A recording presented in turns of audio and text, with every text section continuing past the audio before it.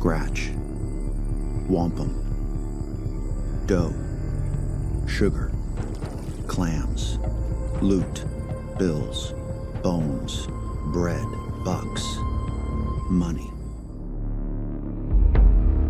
Money is, at its essence, that measure.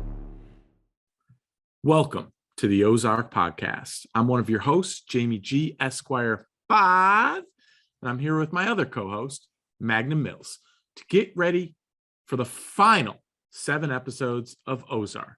Magnum Mills, introduce yourself and tell the people exactly what the hell we're doing on this crazy episode.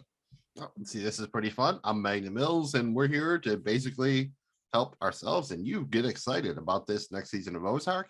I put a plethora of options in front of Jamie G. I'm actually not quite sure what we're going to do next, but it's going to have something to do with some fun Ozark stuff where we're just going to freestyle this a little bit and talk about some of our favorite characters and just have some fun with it. You know, if you're looking for coverage of previous episodes or something, this is not it. If you're just looking to have some general Ozark fun and some little bit of maybe some what ifs or whatever, you have sit down, grab yourself a drink. You might enjoy this. Yes, you will. It is a drinking encouraged podcast. Magnum Mills, for us, it's always been about that R.R.E.A.M, baby. That's right. Ruth rules everything around me. And no, I'm not talking about the idea of having Wu-Tang Clan do a Cream remix featuring Ruth, although she could be in there somewhere. She could totally do it. She's got a great love. I'm there for that. Even though this isn't what this is, I'm there for that. It's not a bad idea, right? Yeah, totally. That just seemed like she would do it just for the sake of doing it, even so. Absolutely, yeah, we love Ruth. Child Julie Gardy, I'm there for all that. Absolutely, bro. So we love Ruth, but I want to talk about Ruth in other roles, right? What if we just took the character Ruth and all she is, how badass she is, how awesome she is, everything we love about her, just plug her into another universe, right? Like Magnum Mills, I just finished watching season 1 of The Peacemaker. How awesome would she be with John Cena as like his directive? Like, she could be vigilante. Yeah, she could be vigilante. Because he has his mask off enough, she could be vigilante because she'd be so good at that delivery. I think I would nominate her to be vigilante if we're putting her in the Peacemaker universe. And she's got the whole dialogue down. She's able to cuss it up, and I mean, she would be so good with James Gunn. Like, I would love. The actress, because she's a little bit shorter, it would kind of be cool to watch her kick people's ass and shit. It's not like vigilante. He was pretty like skinny dude or whatever. It's not like he was a husky bull. I think you could put her in there, and I think Cena's surprisingly funny or whatever. I think that would be I think that's what we're going for here. Yes, I would watch that show, absolutely. All right. Well, I think our viewers would watch that show too, Magnum Mills. One more for you, and then I'll kick it over to you. Because of Ruth's love for 90s hip hop, what about her with Ed Lover on Yo MTV Raps, like 1993? Put her there. Does she work there, bro? Like, is that a spot for her? Like, no, probably not. But then what you could do is basically, instead of Jenny McCarthy, put her on Singled Out, and she just shits on everybody, Ruth Langmore style. That's even better. I like that. If we're gonna go with an MTV pitch, I'm trying to think here. I almost like how you're pick. You're setting them up, and I'm knocking them down. I would say that again, spoilers for Archer. Just 10, 9, 8, 7, 6, 5, 4, 3. Seriously, spoilers for Archer incoming. Obviously, because Mallory Archer off the show now because of the death of the actress. What if Ruth came in and she kind of wound up being in charge of like the spy agency, and she was just the hard bitch who put Archer in his place, kind of, and not necessarily in the mother role because she's younger, but was just like the kind of the foil for Archer or whatever. I don't know. I think that because she's got that voice and everything, I think that would be a cool one. It would work so well. Like, even if you didn't get to see her, she was just on the character doesn't have to look like it's a voice acting, it's a voice acting, like her voice with that delivery of like, what the fuck are you doing sipping tequila down in Mexico? You're supposed, like, I could just see they can curse now and stuff too, so it would be really I think that would if she's interested in doing some voiceover work, I would love her being added to the cast of Archer there. I think that would absolutely Magnum Mills. That one can actually happen too. That one's not even like out of the universe.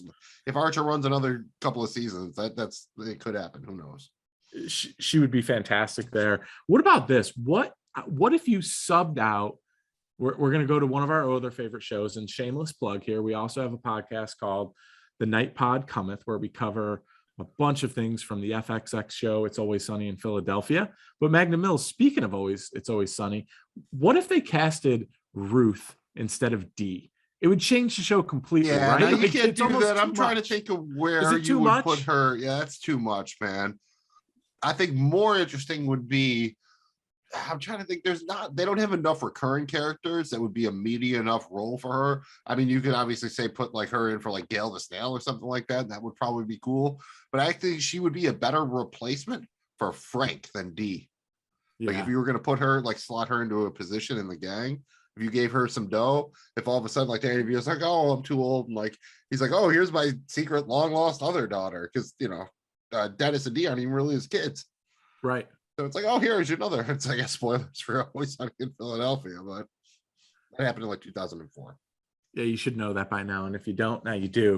Magnum Mills, Ruth is the shiz. We love her. I could talk about her all day. A little, garrote to your groin here.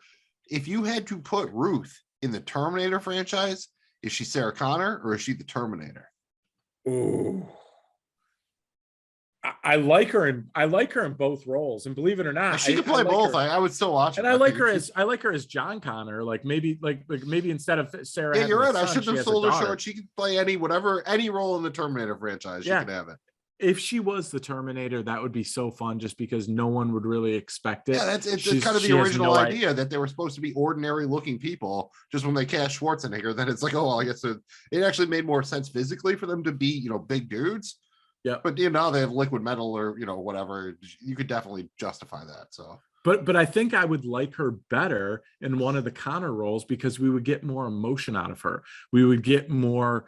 She'd be wasted as a Terminator, kind of. Yes, because it'd be too robotic. Like you need to let her just be. And I think if we played her as Sarah, or more importantly Sarah's daughter Sally Connor, that would be flip it around maybe, and give her the John Connor role. I like that. I like that call right there. I think that's a good one. Can we get a T? What are we on? Are we on Terminator 3, 4? Where are we with the Terminator series? Dude, is it T5 for Christ's sake? Well, no, it's a very long story. It's actually pretty much dead, I think. Unfortunately, I think it's long story short. I think the Terminator franchise is more or less dead. So maybe we don't want to hamstring Ruth with that. I mean, the only other thing I could think of is not necessarily putting her into something existing, but I would watch a Cheers type sitcom about like Ruth goes away in witness protection, has to like run a bar somewhere or something, and somewhere with like people she hates. I don't know, like somewhere very cosmopolitan or something like that. And she's just annoyed as shit all the time at her customers, but she secretly loves them. I don't know. I feel like that would be fun. I would sign up for that. One thing I do want to say too, Magnum Mills, is what if they did Schitt's Creek, where instead of the waitress, where it ended up, in real life, it's Eugene Levy's daughter, and the waitress was always kind of around and played this kind of cool character that cared about him, whatnot. What if they did a local bar and Ruthie was the bartender, and she hated the two spoiled kids from Schitt's Creek, Alexis but at the same time she loved him. I just think that would have taken that show to a whole new level and would have been way cooler. Yeah, like it's all. I mean, but that's kind of the point, though, right? You could put Ruth in basically anything, and I'm there for it. Yeah, like you got Ruth Langmore in basically anything is just priceless. Maybe she should do those MasterCard commercials, like priceless. Remember those back in the day? Give her those. Jason Bateman's doing hybrid commercials or whatever. Let's give Julia Garner some work here. Let her do MasterCard or whatever. I'm cool with that. Everything and awesome. Magnum Mills, gun to your, or as we're now saying after our Peaky Blinders, well, that's a spoiler alert. Man, Peaky's not out yet on Netflix, so maybe it's not really a spoiler, really, because I mean the idea that somebody might have their balls in a cinch at one point isn't a huge spoiler. I don't think that's true. So now someone at some point is gonna have their balls in a cinch. Yes. So Guru to your groin, Magnum Mills, Guru to your groin. Is Ruth Langmore a top 5 character for you on television shows? Depends on the ending. It's a hard pantheon. I don't even really have. That's probably top 10. Would you put her? I would say that's one of those things where I probably have a list of 15 people in the top 10. Kind of, yeah. You have to see, I think, the full context, because I think she is set up to have a very interesting, final 7 episodes here. she's basically against it's Ruth versus the world. And I think that's incredibly interesting. And I think where ultimately she chooses to make her alliance will depend on who kind of, wins Ozark, so to speak. Can't wait to find out, Magnum Mills. The more we talk about it, the more excited I get for these final 7 episodes. Why don't you tell the people what we've got coming between now and those final episodes? And also, we should probably mention how we're going to cover part 2 of season 4. For the most part, we're going to do a couple of these fun mini-sodes. When the season comes out, we're not going to attempt to cover it all the day after or anything like that. We'll probably wait about a week, cover the first 3 or 4 episodes. The next week, we'll cover the remaining episodes. Then we'll do a little bit more of a deep dive on the season, and then probably another, feedback, everything overall type of thing, and, see what else there is going forward. Who knows? A lot, again, like most of these shows, a fair amount's going to depend on how they stick the ending here or how it works out. So, I am both very excited and a little bit nervous to see how it works out. Yeah, no, a lot of emotion around this one, Magnum Mills. It does sound like a ton of fun to me. Thanks again for checking out the podcast. Magnum Mills, tell the people where they can find all of our other amazing free content. Well, pretty easy on your podcast platform of your choice.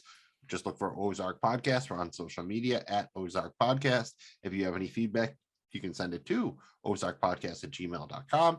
We're presented by the Joe Blow Football Show, who you can find at joeblowfootballshow.com and on social media at Joe Blow Show. As we've alluded to, we're covering the 6th and final season of Peaky Blinders on our podcast, PBP, a Peaky Blinders podcast. Find us on social media at Peaky Podcast, on your favorite podcast platform at PBP, Peaky Podcast. And we are covering, as we also said, It's Always Sunny in Philadelphia on our podcast, The Nightbot Cometh. Find that at Nightbot Cometh, both on social media and your favorite podcast platform. I'm Magnum Mills. He's Jamie G. This has been the Ozark Podcast presented by the Joe Blow Football Show. We'll see you next time. Until then, remember these 2 things. Dirty money ain't worth a damn thing. And bird is the word. See you next time. Bird is the word.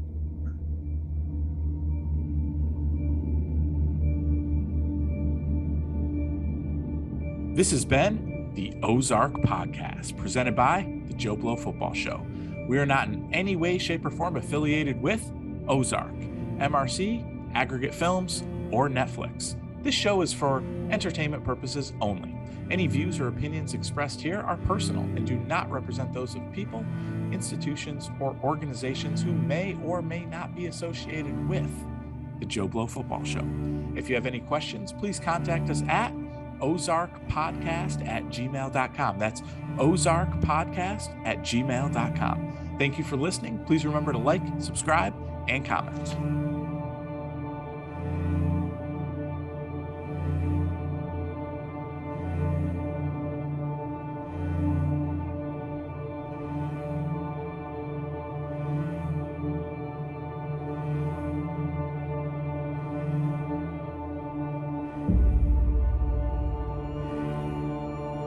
I'm so fucking focused. Yeah.